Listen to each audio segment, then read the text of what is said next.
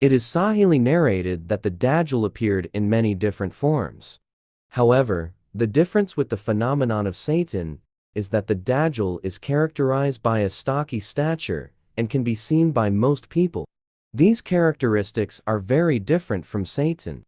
If we believe this assumption, then the figure that most people have seen of the Dajjal will be like a shirt until he comes out for the last time. It is then that he will appear in the form described by the Messenger of Allah, peace and blessings of Allah be upon him.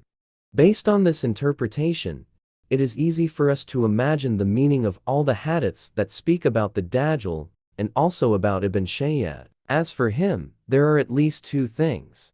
First, this is the state of the Satanist, as narrated by Ibn Hajar, whom Allah has ordained to know some of the news of the Messenger of Allah, peace and blessings of Allah be upon him. This resembles the state of the Dajjali followers and helpers of the Dajjal, when he hides himself until he comes again as a helper of the Dajjal or one of his advisors. I consider this view to be weak, but it is possible to understand the text in this way. Second, actually, Dajjal Akbar's odyssey had begun since Ibn Shayyad's birth. This is the human side of Ibn Shayyad. His birth coincided with the beginning of the mission of Dajjal, before his appearance at the end of time to deflect and mislead his potential victims. Ibn Shayyad's position is like a shirt for Dajjal. It is also possible that the hijacking of the figure of Ibn Shayyad by Dajjal is only for camouflage at certain times, the purpose of which is so that he can always be close to the prophet of the people, who he will later come out to deceive and malign the people at the end of time. The action was done so that the Dajjal would know the teachings of the Prophet, peace and blessings of Allah be upon him of this ummah from a close position, so that with the teachings he already knew, he would be better able to recognize what he was going to defame. As for the Dajjal on the island that Tamim had seen, it was the Dajjal in a state of complete satanic possession, where Satan had come to narrate the state of the Dajjal and the indications leading up to his appearance in a sensory form. This is clear from Jassas's appearance and behavior. It is also possible that the Dajjal at that time was transformed into this shackled human figure to give him indications of his impending appearance, and that on the island, the Dajjal appeared in the form of a decrepit old man. While at the end of the age, when the Dajjal appears to the public in the form of a young man with curly hair.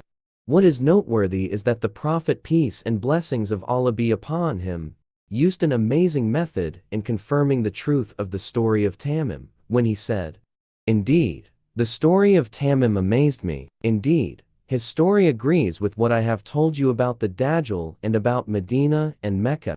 Indeed, it has held me back from remaining in this mosque."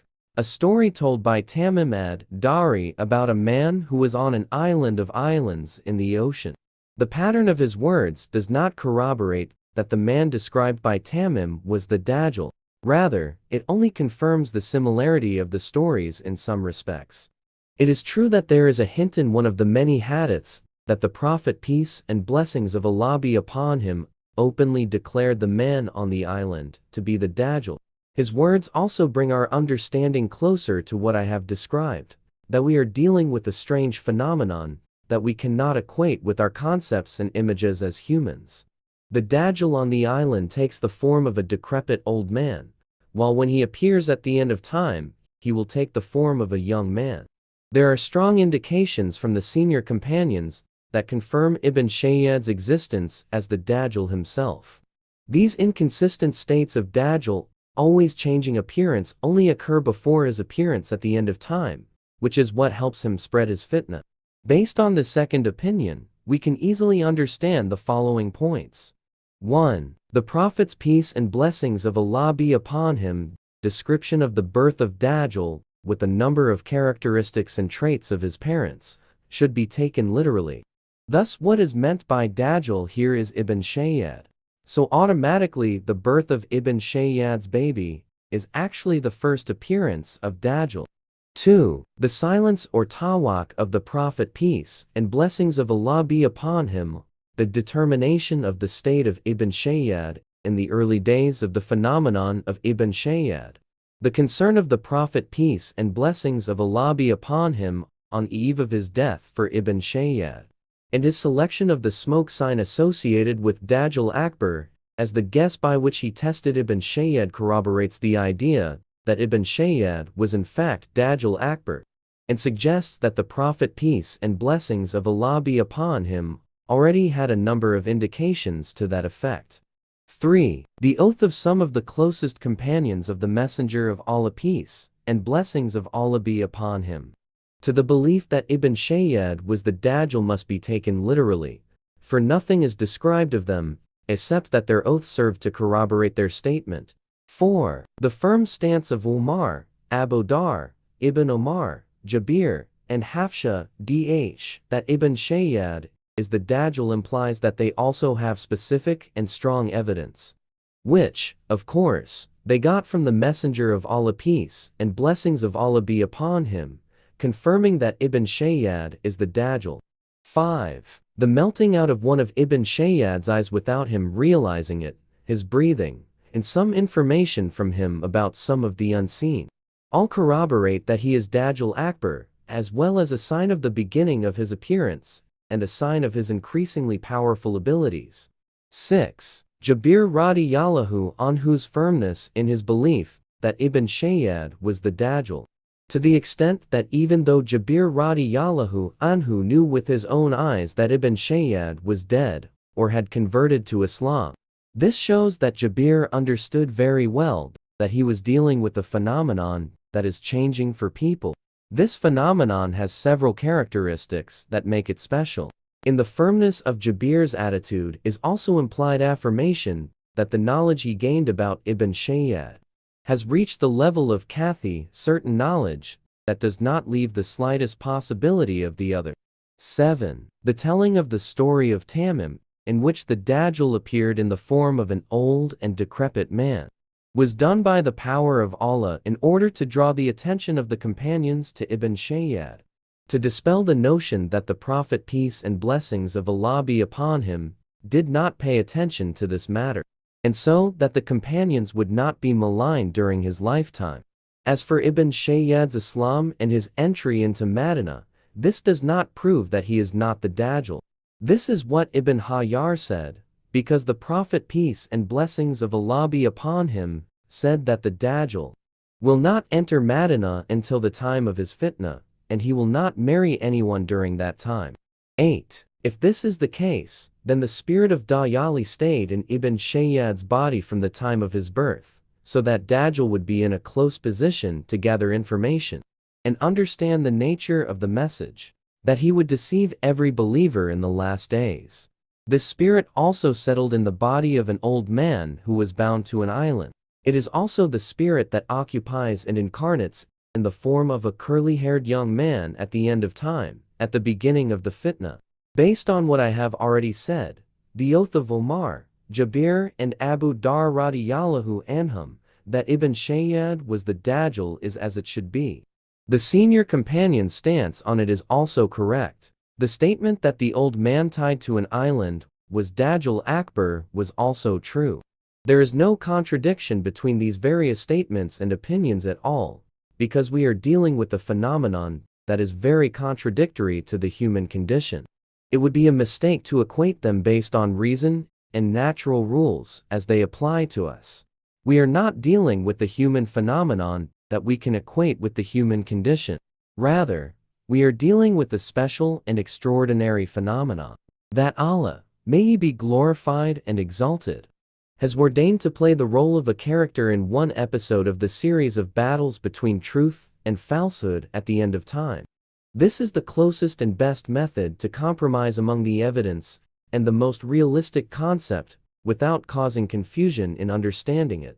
This conclusion is still disputed by some people who say, if the Dajjal on the island was also the Dajjal in Medina, then why did he ask Tamim about the news of the Messenger of Allah? Peace and blessings of Allah be upon him? In response to this, I say, Dajjal's question about the news of Muhammad peace and blessings of Allah be upon him does not indicate that he is unaware of the news about him. Rather, it is a wisdom that Allah has intended to explain some signs This explanation is also the answer to many of the remaining questions, as Dajjal concluded his conversation by saying, "This will happen, and that will happen," indicating that he knew the news. The conclusion of the unification of these arguments.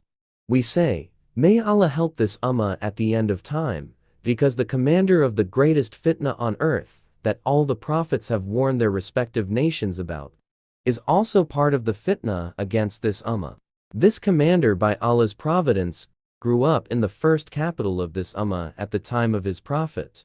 This added to Dajjal's special abilities and adequate provisions for his deception, as he had previously been intimately acquainted with the teachings of the message of al-Haq. Furthermore, he was well aware of all the weaknesses and shortcomings of this ummah that he could use to mislead it. 3. Dajjal Island.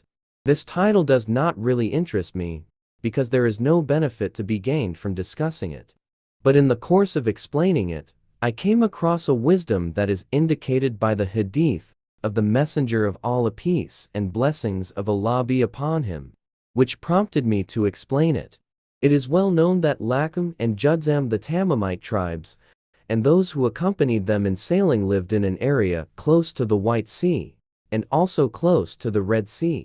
Rather, they were closer to the Red Sea.